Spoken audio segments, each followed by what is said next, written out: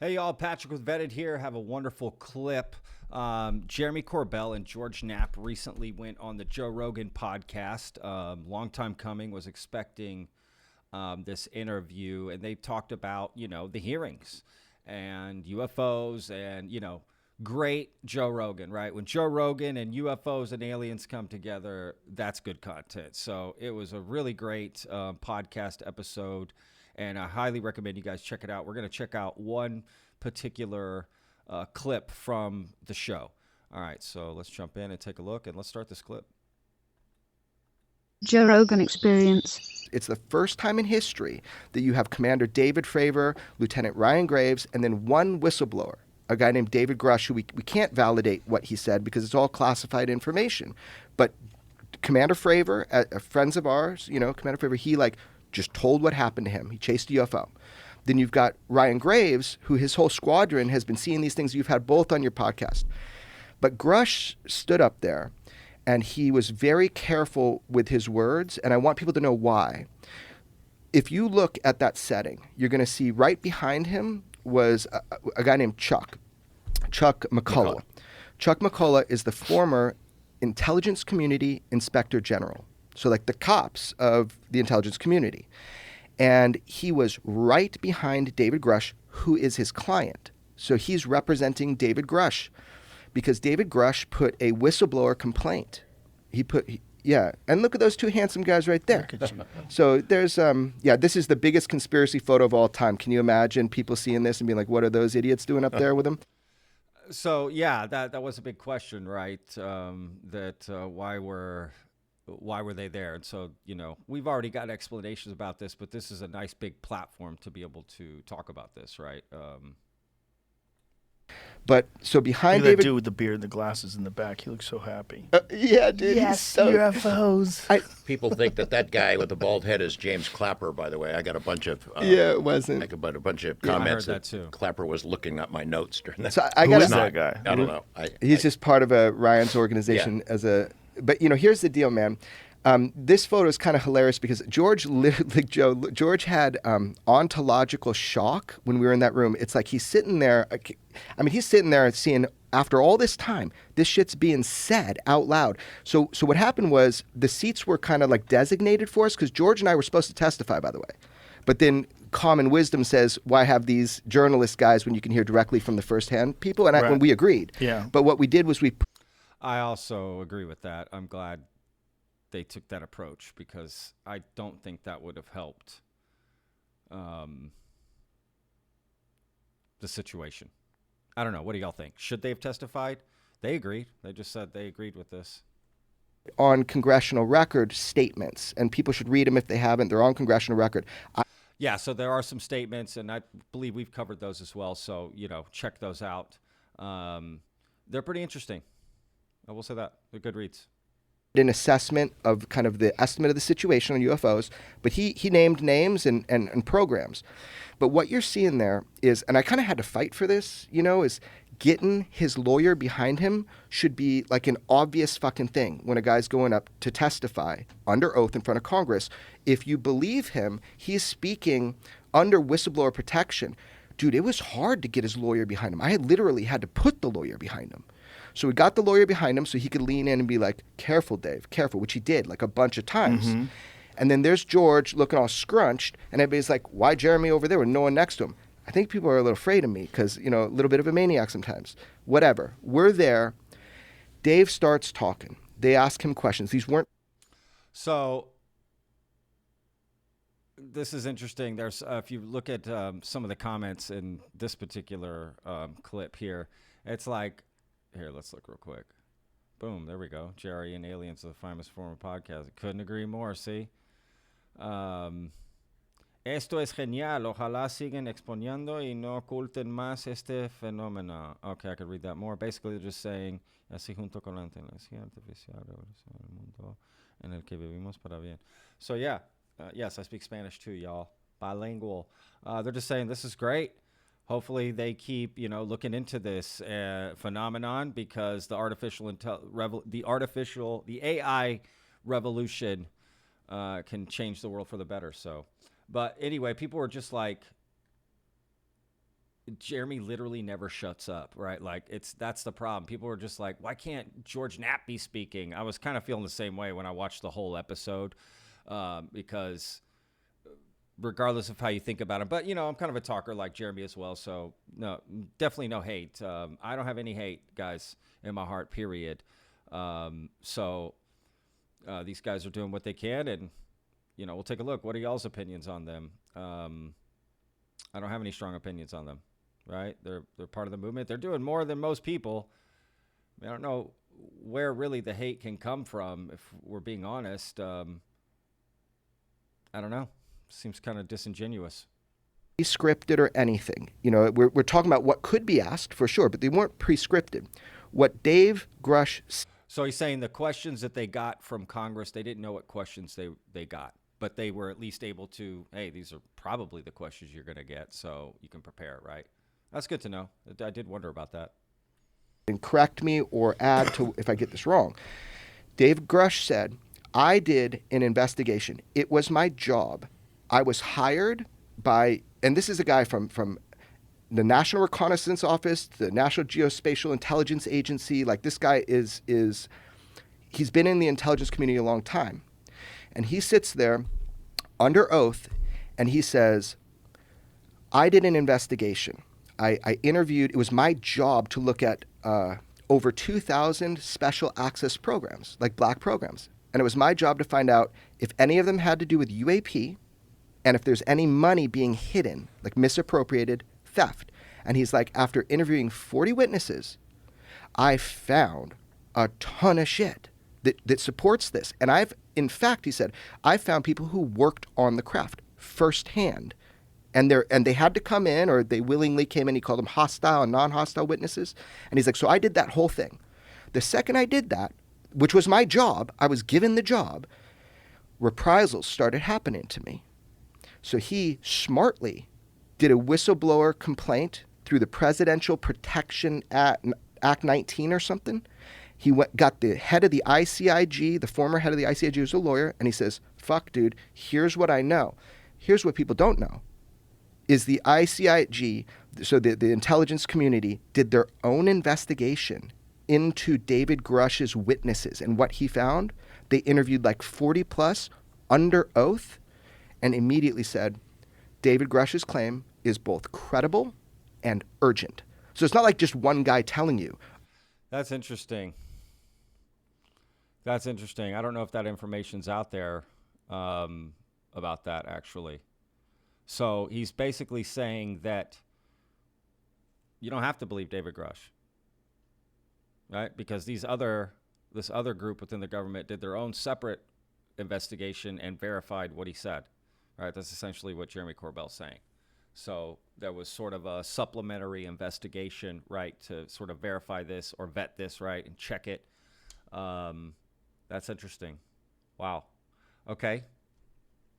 I don't know. Did y'all know that? Tell me in the comments. I did not know that till I guess I must have missed that when I watched the full podcast. Intelligence community did a deep dive investigation into what David Grusch told them under oath in the right secure settings, and they're like credible, urgent. So David Grusch can tell you the basic things that happen. I knew the credit and urgent. I just didn't know they had done that an extensive of investigation to sort of support David Grusch's. That gives some credence, man.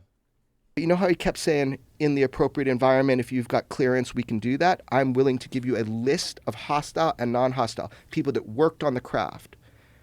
Biologicals, he even said. He's like, I'll give that to you today. We just got to get a skiff, and we got to make sure that you have access, you have clearance. And he was denied a skiff that day.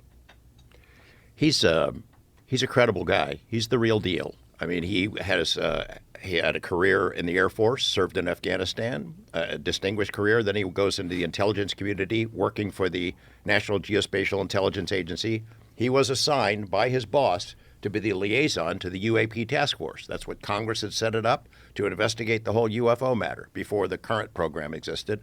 And the guy who was in charge of the task force, Jay Stratton, gave him a job. Go find the special access programs that are hiding UFO stuff, either siphoning millions of dollars, or they've got technology, crash retrievals, reverse engineering, all the stuff that we've always heard rumored, and he did. He found it. Most of the juiciest stuff that he found, he can't say in an unclassified setting. It has to be because they will get him. They will bust his ass if they can. They've already tried. Like 4 times, and that's something offline we'll talk about. There have been attempts to get him silenced, unmuzzled, by the way, to not do podcasts or shows and stuff, right? To get him muzzled by people that are trying to say he's talking outside of his Dopser, which is like what he's allowed to talk about. Mm-hmm. So they're looking for one word that he says that's outside of that. Like I get asked by people in the government, has he ever told you the number of crashes? Has he ever told you locations? Like, I'm going to fucking answer you, first of all. Second of all, no, he hasn't. Because that would be illegal if it were to be true. So he is authorized to talk about... He's told them. Let's be real. Right? Come on. That's... I feel like he just admitted it without admitting it. That's interesting. Very limited number of things. Is that correct? And they're not vouching for their authenticity. Dopser process, which is, I don't know what it stands for, but it's like a pre-pub process. He very smartly, because his lawyer is really smart, former ICIG, he's like, write it in what you want to talk about and see what they come back about what you can't talk about. So they're not saying what he's saying is true. They're just saying you can talk within these parameters. I would like to see if what he's saying is true. So we just need that option. So who gives him the that's what everybody authority wants to know. talk about these things? No one gives him the authority. He's taking that all on himself. He's a true whistleblower, whether you believe his claims or not. What he's doing is legal, but it's a career killer, right? Dopser says they go through it and they make sure that things that are like highly sensitive. Maybe I should add some context. I mean, it's a career killer for his current career, but it does open the doors for other careers, right? And David Grusch is, in my mind, I see nothing wrong with it, taking advantage of that, working for the Soul Foundation with Gary Nolan. Anyone sort of attacking David Grusch for doing that, well, like, he's got to get a job. Why wouldn't he leverage this into something he could use that he thought was benefit and help this movement? Like, I don't know. I don't agree with sort of bash on David Grusch for that. Like, it just makes no sense. Honestly, there should be no reason to bash David Grusch in any way, right? He said something, go verify it, and that's it. That's all that should matter. Why do we need to attack the person? I don't get those claims.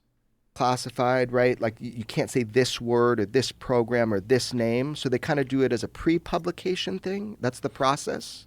Yeah. Does that make sense? I wrote a book with Colin Kelleher and Jim Lakatsky about the DIA's UFO program. Okay, all they're saying is that there's an office within the government to where if you worked in the government and you know some pretty serious things and you get out and now you want to write a book or a movie deal, a script, a TV show, something, and you want to talk about your experience in the government, you have to go through this place and tell them, hey, these are the things I want to talk about. And they'll tell you, yeah, you can talk about that or not, and give you a list of it, right? They're not saying what you're saying is true or not. They're just saying, yeah, you can talk about that or not talk about that. So that's what they're implying here. It took Dopser 14 months to approve our manuscript, so they take their time. They take their time. Line. But also, when you get pushback where people are trying to entrap him or get people to say that he said something out of school, the Dopser people are like, no, he's fine. Like, he's talked within those parameters. He just has to be careful to not accidentally say something that is outside of those parameters. And right now is a very sensitive time for that, immediately. It's interesting. We met him in Huntsville, Alabama. Can you imagine having that kind of cloud just hanging over your head of like they're just watching every single word you say, man? That sounds horrific, to be honest with you. It sounds like absolute torture. At a conference, the SCU conference, it's a UFO event. We went down there to interview somebody else and to get him on camera. And we had been told there's a guy might introduce himself. And Jeremy was shooting video of me sitting at a bar at the moment that this guy walked up and introduced himself. So he had that moment on camera. And then we got to know him a little bit. A couple months later, he comes out to Las Vegas. There was a Star Trek convention. We were going to speak at it. And he comes out because he likes Star Trek, like everybody likes Star Trek, comes out and spends 2 days with us. The next day, he flies back Sunday night. Monday morning, he reports to work. I like how he's like, everybody likes Star Trek, That's funny. armed security guards escort him out. He was suspended. His clearance was suspended. We were worried, oh, Christ, was he seen in our company and that's what happened? But that was the beginning of his first real big trial by fire. They accused him of a bunch of stuff and said that they were going to fire him and permanently suspend his clearance. And was he already discussing UFOs at that time? Not with us, but Well, he had already been investigating it on behalf of the UAP task force, and he had shared information through the whistleblower process with the inspector general. Yeah, let me just break it down real simple. So here he is. He gets this job. He's looking at all these special access programs. He's a fucking brilliant guy. He's a physicist, by the way. You know, like he's a brilliant guy in general. So he discovers all this shit. He starts getting reprisals. And then the moment George is talking about, I kind of had heard about him. All of a sudden, he comes up to him at this bar where we were at. That's the first time that he talked to anybody outside of government. Now, he didn't share anything he shouldn't, but he was kind of coming to George and then to me to say, I'm doing this whistleblower thing. I am concerned for my safety and just in general for my career.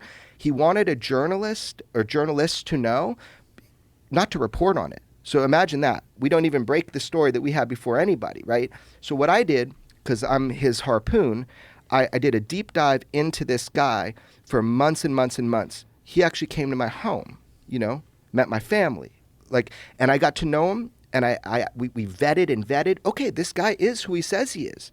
He's 100%. Shout out vetted. Thanks, Jeremy. Who he says he is. So we kind of got that layer of trust. This is not some sham or something like that. But then what happens is, what George was talking about, the second trip. So I'm already talking at this Star Trek thing because my friend growing up from my jiu-jitsu class was Rod Roddenberry. So he's like the son of Gene Roddenberry. So he's just like, dude, Jeremy, come talk to a bunch of Trekkies about real UFOs. And I'm like, cool, I'll do it. It's in George's hometown. So that was a great opportunity for Dave to come and meet with us again and just talk to us, right? Mm-hmm. Yeah. And then that Monday when he gets back, he's walked out of the Geospatial Intelligence Agency or NRO, depending on which one you want to identify him with. He's out, man. And they did some bullshit on him, like time card. Like out of 12,000 billable hours, maybe there's like 30 hours somewhere where you didn't do it right. They were doing anything they could to fuck with this guy. So that was our first heads up. Oh, dude, how this guy gets treated is going to dictate everybody else that has come to us in private saying, I think this is illegal, what I'm doing. Right.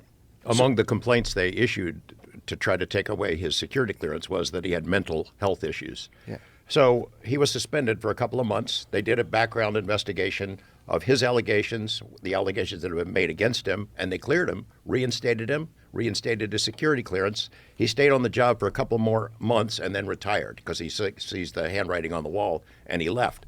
And that's when he started plotting the next chapter. And now we're seeing the backlash process firing up once again. After he testifies in front of Congress in that hearing and offers to tell them more in a classified setting and spill all the beans, they got to find a media guy to go after him. This article in The Intercept. The Intercept did a smash piece. By the way, we already knew. Yeah, that was Ken Klippenstein. We covered that on here. That was a crappy article, right? That was just a really crappy article. They basically go just into more about this detail of the article. I'll put a clip, or I'll put a link to this full clip so you can check out the rest. There's not much more left, but basically, yeah, that's what they talk about is just that, like using PTSD against somebody, how crappy that is, right? To discredit them, especially a veteran, it's insane. So anyway, yes, check out the full podcast. I'll put up a link to that as well. It's on the Joe Rogan podcast. So check that out. And yeah, it's phenomenal, man. What a great, it was like 3 hours. It's a really good podcast. I recommend you guys check it out. So please let me know in the comments what you guys think about this, what they're saying, any new things, anything that you learned new in the podcast. I'm curious what are your thoughts on George Knapp and Jeremy Corbell and how they're helping the hearing and everything. And what do you think about Joe, like how he handled this podcast? I heard him make some sort of, not complaints, but observations about the hearing and News Nation and stuff like that on other podcasts. And then when he had them on, he didn't bring that up. And I found that interesting. He's talked a lot of shit about News Nation, which that's his opinion, right? I'm neither here nor there for that. But I was curious why he didn't bring that up to them in the podcast and say something and get their opinion on that. But anyway, I mean, they have nothing to do with News Nation. Maybe that's not why. But so, yeah, let me know. If you guys like the video, please hit the like button. Leave a comment down below. And please subscribe if you haven't already. Thank you guys so much for watching. Really, y'all's support is what keeps me doing these videos every day. So thank y'all so much for all the support. And we'll see you on the next video, guys. All right. Peace. Have a great weekend.